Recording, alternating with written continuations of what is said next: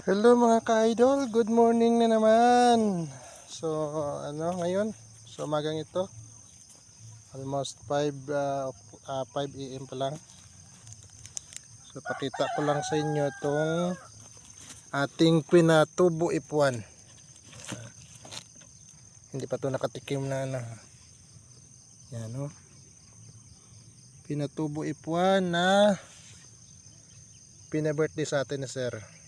Yan. Nasa to lahat, nasa 5,000 plus na seeds. Yan, mula dyan.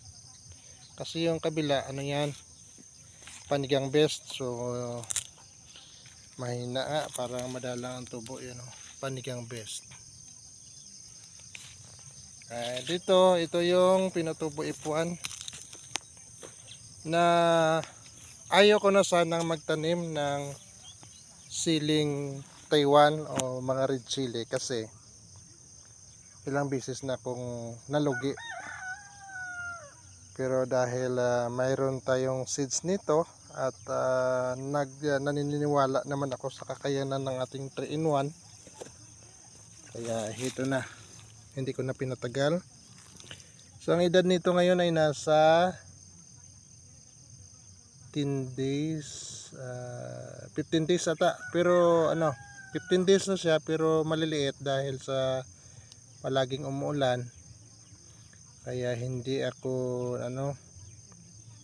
pinabayaan ko lang para tumibay ang puno. Yung yung maghanap buhay siya sa sarili niyang paraan. Huwag natin anuhin ng alalay palagi para tumibay siya. So kung atakihin siya ng punggos, edi yun na yun. Bahala na siya sa buhay niya. Yan. Kasi binibuild natin na tumibay sila. Hindi yung maging dependent na lang sa atin. Yan. Dito na lang muna.